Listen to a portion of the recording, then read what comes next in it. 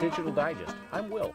Let's continue a conversation we've been having pretty much since we started the digest, and that is a conversation about the U.S. ration and what to do with it. Today's piece of the ration, cornmeal. This is something that affects U.S. soldiers, and it also affects Confederate soldiers, so there's a little bit of crossover here. Cornmeal is one of the bread rations that was possible for a U.S. soldier and became very common in the Confederacy later in the war for U.S. soldiers. As a review, hardtack, soft bread, flour, or cornmeal are the four options in the U.S. ration for the flour ration. Okay, so we got a pile of cornmeal. Now what? Well, one option is we can make a gruel or a mush out of it. Cornmeal mush is real simple. It takes three things. It takes boiling water, the cornmeal, and a little bit of salt if you have it. If you don't, it'll still work. It's just going to be a little bit different tasting. So as we started to get ready for the episode, we started my camp cup on, and I've got it now boiling. It's real simple. The boiling water gets cornmeal, a little bit of salt, stir and let it thicken as it boils for a couple of minutes more. Take it off and serve. So let's take a look at it.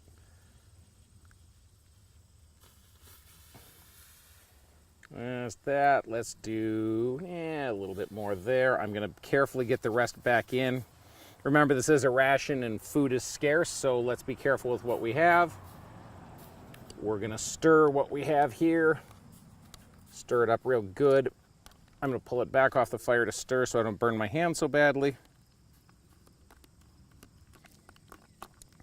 Now, while this is going to go back on to boil for a couple of minutes more, a couple of things to say about cornmeal if you want to get a better connection to the Civil War soldier.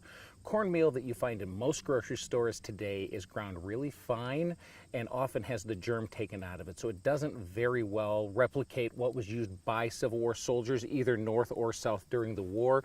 You're going to look for, in a grocery store, a stone ground cornmeal, possibly germ in. The late Charles Heath found a source called Anson Mills down in the south that has a really good cornmeal, and that's what we're using today. He felt it best replicated, and so we've used that as we let this go for a couple of minutes. Now that we've had this going for a couple of minutes, we're going to take some of the salt and just take a pinch or two and stir that in as we're going along. Again, this is starting to thicken up as some of the corn cooks a little bit, and as some of the water continues to boil out, this is going from water and corn to the gruel or the mush. We're going to let that go just a little bit longer. I can certainly see the difference here in it. Another thing you might do is if you have a fork to help get the corn to break up as you put it in, you might go ahead and use some of that. I harken back a lot. Having two daughters, I make hot cereal for my daughters, which is what my girls call cream of wheat. It's very interesting that I'm seeing a lot of the same things happening here with the corn mush as I do when I make cream of wheat for my girls. Well, our cornmeal mush or gruel has come off. Let's go ahead and find out how we did. It's real simple, just the corn, the water, and the salt. Not quite sure what to expect.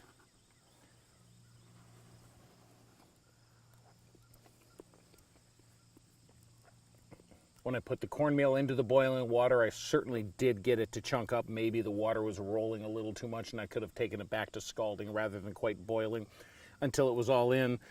I think in the future I'd use even a little pinch more salt if I had it. Definitely simple, not an elegant taste in any way, but certainly will fill you up and keep you going. And let's face it, as a Union or Confederate soldier, if you've got a bag of cornmeal, well, we now have dinner. So hope this is a chance for you to find a little bit more connection to the Civil War soldier, whether you are a living historian and will try this in a camp like this, whether you're a teacher and can take something like this into a classroom for a lab or an experience, or whether you're just a history buff and want to find another way to connect. Hope this has helped you do it.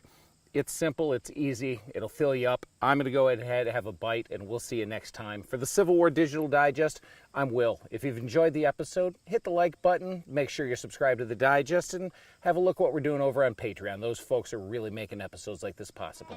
Have a great day.